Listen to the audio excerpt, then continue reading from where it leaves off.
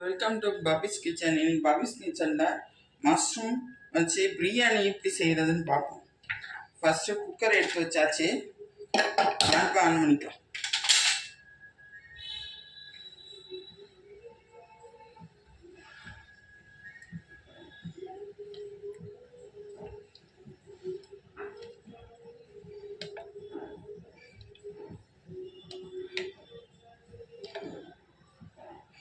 ஏழுலேருந்து 8 ஸ்பூன் வரைக்கும் நெய் ஊற்றியாச்சு.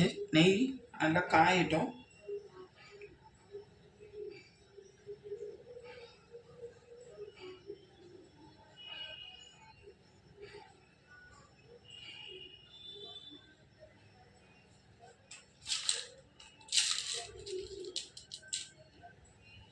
ரெண்டு கிராம்பு,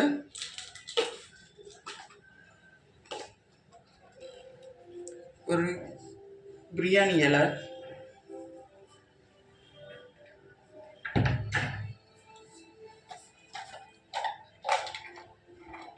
ஒரு துண்டு பட்டை,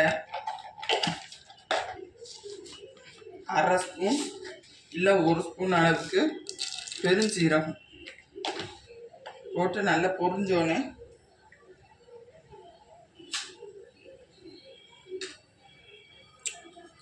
ஒரு பெரிய சைஸ் பல்லாரி வெங்காயத்தை வெட்டி வச்சுருக்கேன். அதை சேர்த்துடுவோம். நல்லா வதங்கணும் நெய்யிலேயே. இந்த ஸ்டேஜில் பிரியாணியை நல்ல வாசம் வர்றதுக்காக ஒரு அரை ஸ்பூன் அளவுக்கு தேங்காய் எண்ணெயை சேர்த்துக்கணும்.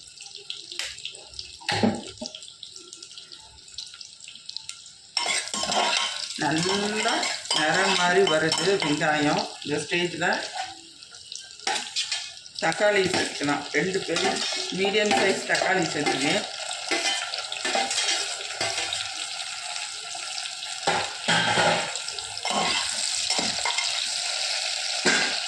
இந்த ஸ்டேஜில் 2 டம்ளர் அரிசிக்கு காளானுக்கு 1 பேக்கெட் காளானுக்கு சேர்த்து தேவையான அளவு உப்பு போட்டுக்கலாம்.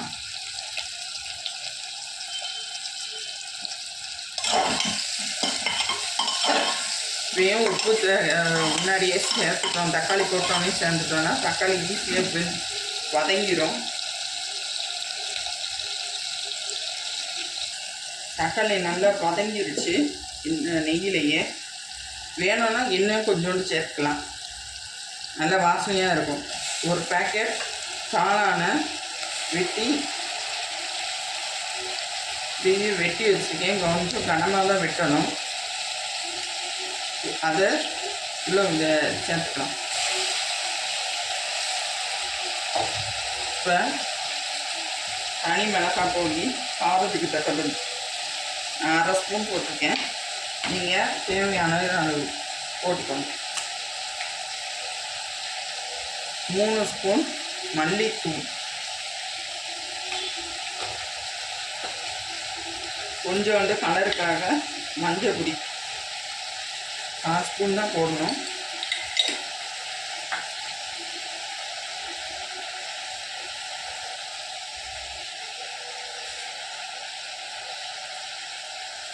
சும்மா டேஸ்ட்டுக்காக கொஞ்சோண்டு 1/4 ஸ்பூன் கரம் மசாலா பொடி. நல்லா மசாலா பிடிச்சி நல்லா வேகணும், வெந்து வர்ற மாதிரி வதங்கணும். அதனால் காளான் ஏற்கனவே தண்ணி விடும். அதனால் தண்ணி இந்த ஸ்டேஜில் சேர்த்துறாதீங்க. கொஞ்சம் தண்ணி விட அதுக்கு அடுத்து சேர்த்துக்கணும். இந்த ஸ்டேஜில்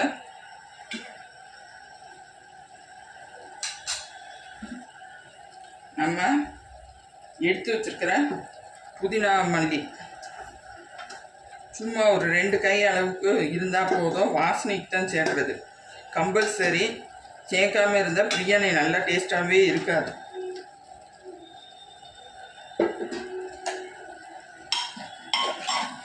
நல்லா தண்ணி விட்டு வருது. தண்ணியிலேயே வேகணும். அதுக்கு அடுத்து தண்ணி சேர்க்கணும்.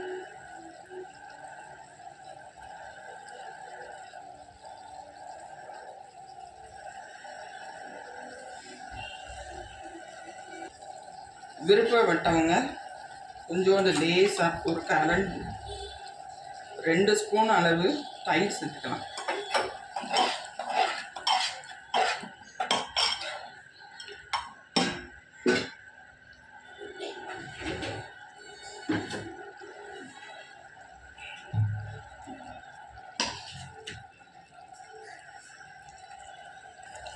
இதுலேயே 2 டம்ளருக்கு மேலேயே தண்ணி இருக்குது, அதனால் நம்ம தண்ணி சேர்க்க வேண்டாம், பார்த்துடுவோம்.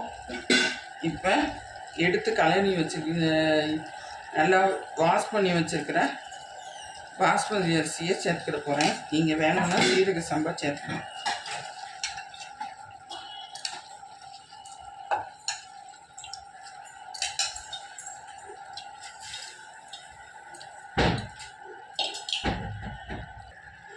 அரிசிக்கு 1 டம்ளர் அரிசிக்கு 1 டம்ளர் தண்ணி ஊற்றணும். அப்படின்னா தான் குழையாமல் வரும். இது கொஞ்சம் தண்ணி தேவைப்படுது, அதனால் கூட 1 டம்ளர் மட்டும் சேர்த்துக்கிட போகிறேன்.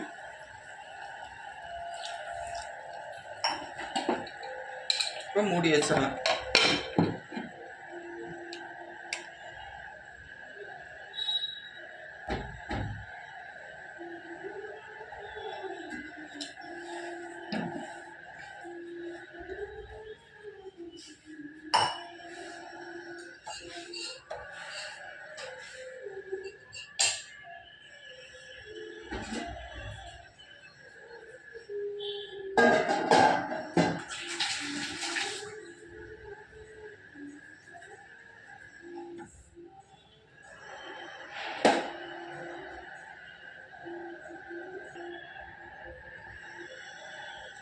விசில் போட்டாச்சு.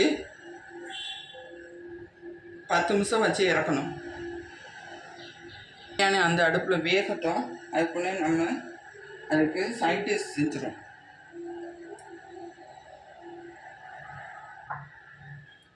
ஒரு 4 ஸ்பூன் நல்லெண்ணெய் ஊற்றிருக்கேன்.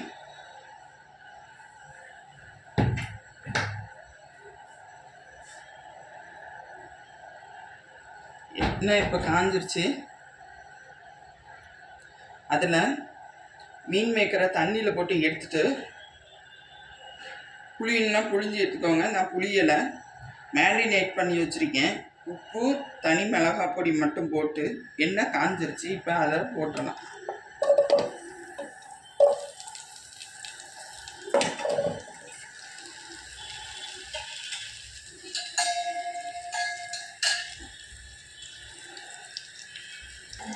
நல்லா எண்ணெயிலேயே வதங்கட்டும்.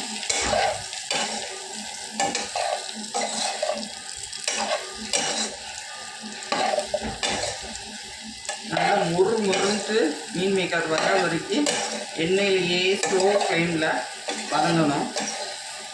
அதான் இது சின்ன பிள்ளைங்களுக்கு தாராளமாக கொடுக்கலாம்.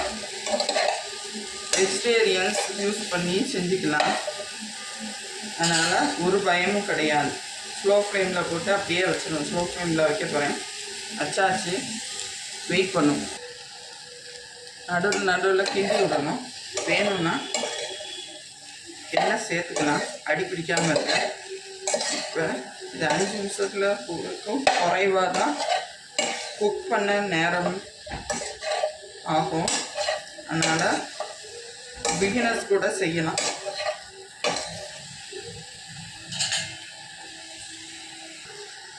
மீன் மேக்கர் ரெடி. ஆஃப் பண்ணியாச்சு. பிரியாணி என்னாச்சுன்னு பார்ப்போம்.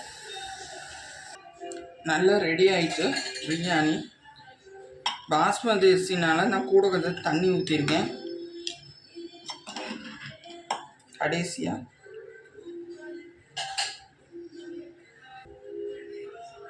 ரெண்டு ஸ்பூன் இல்லை 3 ஸ்பூன் அளவுக்கு நெய் சேர்த்துக்கலாம். கூட சேர்த்துறாதீங்க, திகட்டி.